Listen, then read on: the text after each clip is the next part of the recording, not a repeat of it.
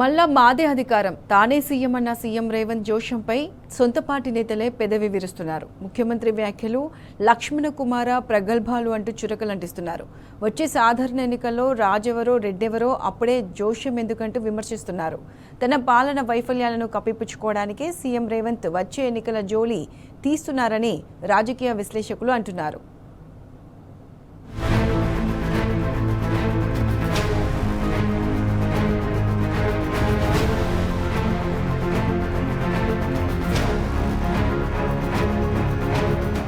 అభివృద్ధ సంక్షేమమా లేక సదుపాయమా ఏం చూసి జనాలు ఓటేస్తారో తెలియదు కానీ వచ్చే టర్మ్ కూడా అధికారం మాదే అన్నది ఈ మధ్య సీఎం రేవంత్ ప్రతి చోట అతి తరచుగా చేస్తున్న వ్యాఖ్యలు. మార్పు కావాలి, కాంగ్రెస్ రావాలి అన్న నినాదంతో గద్దెనెక్కిన తర్వాత అధికార పార్టీ చూపించిన మార్పు శూన్యమన్నది రాజకీయ విశ్లేషకుల టాక్. ఒకవేళ ఏదైనా మార్పు చూపించామని పాలకులు చెప్పుకుంటున్నా ఆ నిర్ణయాలు గత ప్రభుత్వంలో జరిగినవే అని వాళ్ల లా పాయింట్. జనం సంక్షేమాన్ని కాంక్షించి కేసీఆర్ ప్రభుత్వం ప్రవేశపెట్టిన అనేక సంక్షేమ అభివృద్ధి పథకాలను అటకెక్కించడమే ప్రస్తుత సర్కార్ ప్రజలకు చూపెడుతున్న అతిపెద్ద మార్పు అన్న విమర్శలున్నాయి.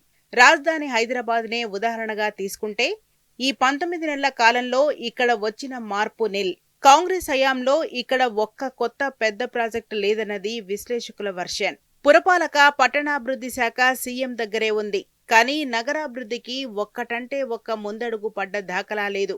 పైపెచ్చు రవాణా లాంటి కీలక రంగాలు కుదేలైపోయాయి. అసలు విశ్వనగర పురోభివృద్ధి కోసం జరగాల్సిన కృషి ఈ ప్రభుత్వంలో జరగడం లేదన్నది మెజార్టీ అభిప్రాయంగా ఉంది. కనీసం జంట నగరాల బాగోగులు సైతం పట్టించుకునే నాదుడే కరువయ్యాడన్న విమర్శలున్నాయి.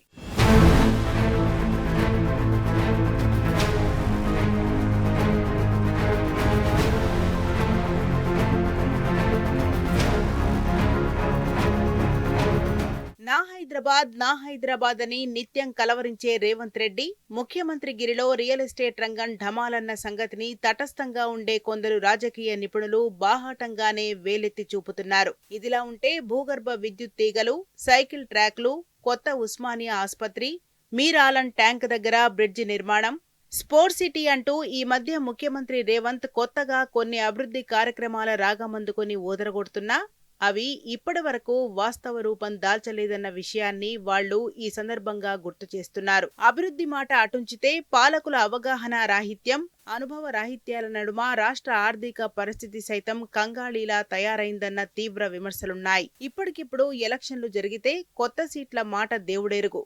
రాజధాని శివాలలో ఉన్న 1-6 సీట్లు సైతం హుష్కాకి అవడం ఖాయమంటూ పొలిటికల్ అనలిస్టులు పెదవి విరుస్తున్నారు. అంతెందుకు, పెండింగ్ లో ఉన్న స్థానిక సంస్థల ఎన్నికలు నిర్వహిస్తే పాలకు పాలు నీళ్లకు నీళ్లు వేరైపోయి తేడా తెలిసిపోతుందన్నది వాళ్ల వెర్షన్. లోకల్ బాడీ ఎలక్షన్స్ నిర్వహించే దమ్ము లేదుగాని ఎప్పుడో 3 ఏళ్ల తర్వాత వచ్చే సాధారణ ఎన్నికల ఫలితాలపై సీఎం రేవంత్ రెడ్డి జోస్యం చెప్పడం విడ్డూరమన్న టాక్ నడుస్తోంది.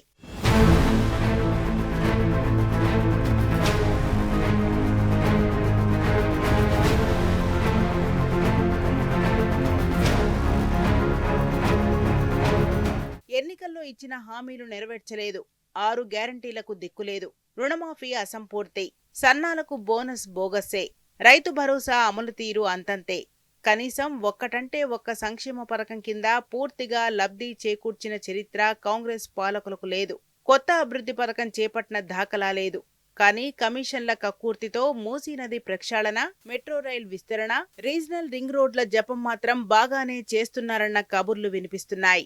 వచ్చే 10 ఏళ్లు మాదే అధికారం, ఇంకో దశాబ్ద కాలం రాష్ట్రాన్ని మేమే పాలిస్తామంటూ ముఖ్యమంత్రి రేవంత్ రెడ్డి మాత్రం లక్ష్మణ కుమార ప్రగల్భాలు పలుకుతున్నారంటూ రాష్ట్ర వ్యాప్తంగా విమర్శల మోత మోగుతోంది. అందుకే రెండోసారి మాట దేవుడెరుగు. కనీసంగా వచ్చే 15 ఏళ్ల వరకు కాంగ్రెస్ అండ్ రేవంత్ రాష్ట్ర రాజకీయ యవనికపై పత్తా లేకుండా కనుమరుగైపోతారని రాజకీయ విశ్లేషకులు చురకలంటిస్తున్నారు. ముఖ్యమంత్రి రేవంత్ రెడ్డి తన పాలనా వైఫల్యాలను కప్పిపుచ్చుకునేందుకు ఆడుతున్న ఓ మైండ్ గేమ్ అని రాజకీయ విశ్లేషకులు చెబుతున్నారు. జనం కాంగ్రెస్ ప్లస్ రేవంత్లకు కలిసి కర్రు కాల్చి వాత పెట్టడం ఖాయమన్న వాదనలు వినిపిస్తున్నాయి.